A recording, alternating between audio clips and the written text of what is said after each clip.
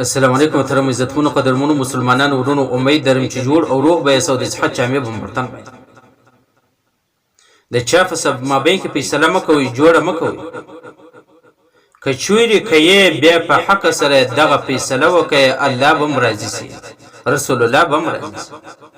ځکه الله تعالی فرمایي انما المؤمنون اخوة فاصلحوا بین اخویکم.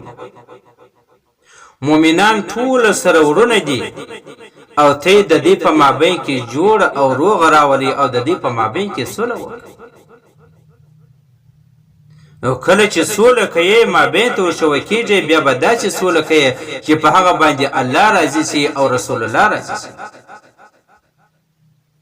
داسې صلح به نه کوي لکه په نن عصر کې کوم انسانان کوي.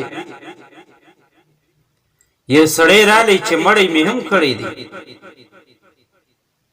مال مې هم خوړلی دی، یا دغه ظلمونه مې هم کړي دي، اوس فیصله زموږ په مابین کې راوکړه. اوس هغه سړی ورته وایي چې څومره کوې په دی باندې، چې څومره ډېرې پیسې ورکوې هغونه به یې فیصله خوندوره راوځي او ستا طرفداران او ملګري به دې زیات وي او ستا په حق کې به فیصله کېږي.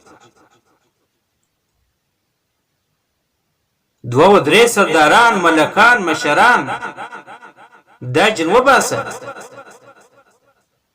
اکثره په دغه مصیبت باندې اخته دي. دغه وکیلان د څه دپاره نیول کېږي؟ د دغه ظلم دپاره دغه وکیلان نیول کېږي.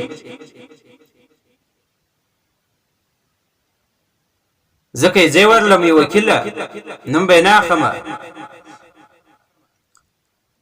چې یو سړی ورله رالی چې بچی یې مړی کړی ولو، ناحقه هغه انسان مړ کړی ولو، بیا په ساتون باندې ټوټې ټوټې کړی ولو، د ګندګۍ وڅات یې ور اچولی ولو. بیا دی ورله رالی چې دغه فیصله مې ده، اوس ما خلاص که. نو ده ورته وویلی چې لس لکه راکه، بیا به ستا د خولې مطابق زه فیصله لیکمه او ته به بری کېږې.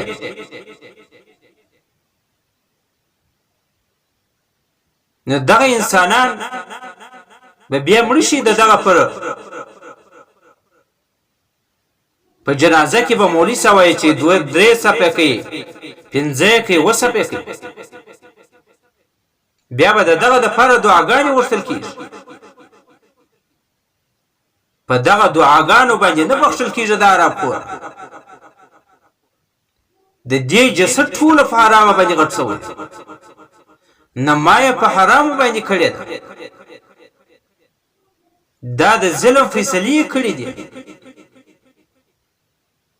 ځکه رسول الله صلی الله علیه وسلم بارک فرمایي کوم سړی چې جج وټاکل سلو، قاضي وټاکل سلو، هغه داسې دی لکه بغیر چړي چالاک. یا فیصله هر سړی کوی نشي. د هر چا کار نه د فیصله چې کوي په زر کې به یو نیک سړی راباسي چې هغه به د الله او د رسول الله صلی الله علیه وسلم بارک په طریقه باندې او د الله تعالی د رضا لپاره به فیصله، چې دغه دوه مسلمانان سره جوړ شي. حضرت ام کلثوم رضی الله تعالی فرمایي چې رسول الله صلی الله علیه وسلم برکو فرمایي که چیرې ته یو دوه مسلمانان سره جوړیې، د دغه دوه مسلمانان په مابین کې درواغ وایه، په دغه باندې دغه سړی نه درواغجن کېږي. یعنې دوه کسان سره خوابدي دي او ته اوس په خلاقې د دې په مابین کې جوړ راولي، ټول راغلی دی. هغه یو ته وللی چې پلانکي ستا د خوا داسې شي خبرې کولې، داسې غلطي زما څه وسوله، بل ته ورلی، بل ده خو ښکنځل کول، دی خو ورته درېږي نه. لیکن هغه خبرې دې نه وکړې، دا شي خبرې د ځانه جوړې، یو بل ته دا شي خبرې کوي.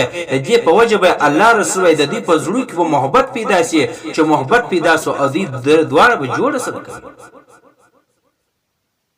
او موږ دن دا څه کوي چې سره جوړوي، او بلکې نورې خبرې د ځانه کوو چې هغه نور سره ودرېږي او نور په دښمني باندې سره کلک شي. نو دا سړی به بیا څنګه په دنیا کې کامیاب وي او بیا به دغه څنګه په آخرت کې کامیاب وي. ځکه الله تعالی فرمایي ټول مؤمنان سره ورونه دي، د خپل مابین کې سوله وکړي، روغه وکړي، جوړه وکړي.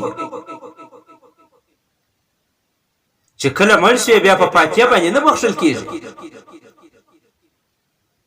ځکه په فاتحه سره خلک بخښل کېدی او ټول ماړه به جنت ته تللي وي او ټول مسکینان به جهنم ته تللي وي. ځکه در مړو پر فاتحه باندې څومره رش وي، د مسکین پر فاتحه باندې هېڅوک نه وي، ټول د پیسو دپاره راروان.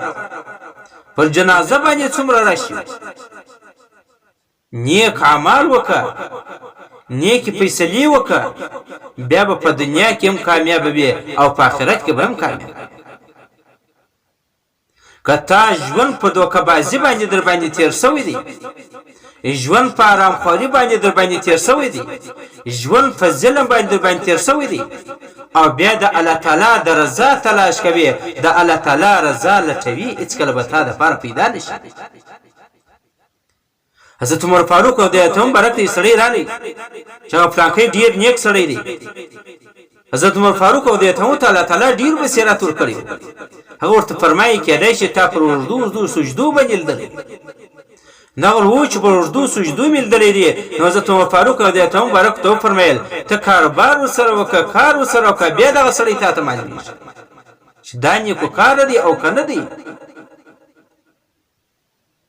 ډېر د بزرګۍ دعوه به کوي، په حقیقت کې به هغه شی نه یې، صرف د نیکانو لباس اغوستی، په هغه جامه باندې به ننوتی. ځکه یو مخکې یو ډېر نیک بزرګ سړی ولو، قاضي ولو، هره فیصله چې کول د الله تعالی د رضا دپاره یې کوله. که پلار هم یې خوابدي کاوي، که ورور هم یې خوابدي کاوي، که دوست قریب هم یې خوابدي کاوي، فیصله یې ټوله د شریعت مطابق وله. نو دول کله چې زه مړ شم ما راوکاږي، زه به دغسې روغ سلامت یم. کله چې دی وفات سلو یې سړي ول خوب مې ورده وایي چې دغه یوه سترګې خرابه شوې وله، د یوه سترګې نه وله مال، د یوه سترګې دې ولې نشته، دا ولې خرابه شوې ده، دا څه وجه ده؟ وایي ده راته وویله چې زما د قریب د بل چا جنجال ولو، هغه لمر ته ولاړو، په دې سترګه ما اشاره سې پورته وکړه چې په سب کې ودرېږه، د هغه وجه مې دغه یوه سترګه ضایع شوه. نو څنګه کم بدن چې په حرامو غټ شوی وي او ناحقه فیصله یې کړې او پیسې یې اخیستې وي، د هغه بدن به ټوله څنګه نه ضایع کېږي، ټوله بدن به څنګه د الله تعالی د کار او د غضب مستحق نه ګرځي. باید فیصلې ونه کړو، که کوو صرف د الله تعالی د رضا دپاره فیصلې وکړو.